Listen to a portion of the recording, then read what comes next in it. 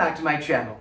Make certain you like and subscribe for more videos on the occult and on Victorian etiquette. Today, I'm taking you all the way back to the gay 90s. No, not that gay and not those 90s. Though, we might cover those in another day. The gay 90s I'm referring to are the 1890s. They were called gay because that meant happy.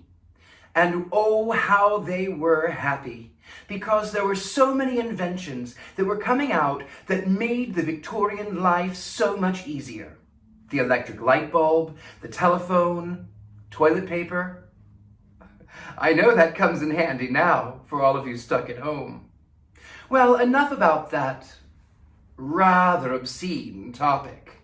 I want to go on to mourning culture, not the mourning culture. No, that meant the kind of mourning that you would feel at the loss of a friend, family member, a spouse, or a child. No, not that mourning culture. We'll go into that another time. The mourning culture I'm talking about is morning, as in the rising of the sun. When you would want to see your friend for mourning events, you would first send correspondence that you would like to meet them. And then you would meet them in the morning, meaning in the afternoon. You would never, ever, ever visit your friend before noon. Typically, when you said morning events, it was between 3 o'clock p.m. and 5 o'clock p.m. You would not stay after that because you would have to be very close to the family or a very good friend to stay after 5 p.m. You wouldn't want to be considered rude, now would you? Of course not. Well, you've been greeted by the butler, and you've been brought into the foyer of the manor house. What do you do with your chapeau? What are you supposed to do? Well, you might be tempted to hand it off to the manservant. No, that is in dreadful poor taste. You, in fact, if you arrived by horse, bring in your riding crop and your hat, if you're a gentleman.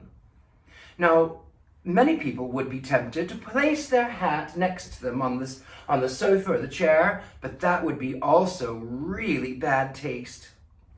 You might be tempted, well, now, I don't want to hold my hat. Maybe I could just place it under my... You would never place it under your seat. No, the proper way is to place it in your lap. If you have a top hat like this one, you would place it upside down like this because it protects the brim. You would leave your hat in your lap to show your host and hostess that you were not rude, that you were not intending to stay, that they did not need to prepare an extra place for dinner. Now, they may invite you, which would be wonderfully things to do. You would graciously accept, should you have no prior engagements. Now, your host or your hostess, they enter. If it is a gentleman, you may rise and greet them, shaking your male friend by the hand, if you're a gentleman. Now, you don't want to grip it, you don't want to grab it like this, you don't want to squeeze. It's a slight touch right there, and 3 pumps. 1, 2, 3. If you're meeting a female, the hostess of the house, if she is to meet you, she is the one who initiates the handshake. And she would extend the fingers, to which you would give a slight acknowledgement to. But the lady must initiate that. Oh, and look, your hostess is wearing the most beautiful, extravagant necklace you have ever seen in your life. What would you say? You would say, "Pardon me, dear lady. I must say that is a stunning necklace." To which she would respond by removing it off of her person and handing it over to you for inspection. After you had inspected it, you would then hand it back to the lady, where she would put it back upon her neck. The reason for this is because you would not, as a gentleman, want your good graces to be sullied. You would not want them to think that you were looking at a lady's bosoms. No, that would be...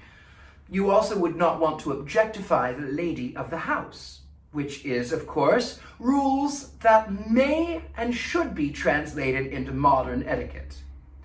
Should the host or hostess decide to invite you to stay, whether it be for an emergency or whether it be for a rainstorm or whether they just really want to invite you to stay for dinner, by this point, you would hand off your chapeau to the butler. Stay tuned, because when we come back at another video, we're going to be talking about tea time. Make certain you like and subscribe, and thank you for everyone on Patreon. It is viewers like you who make videos like this possible. I appreciate you. Love. Till next time.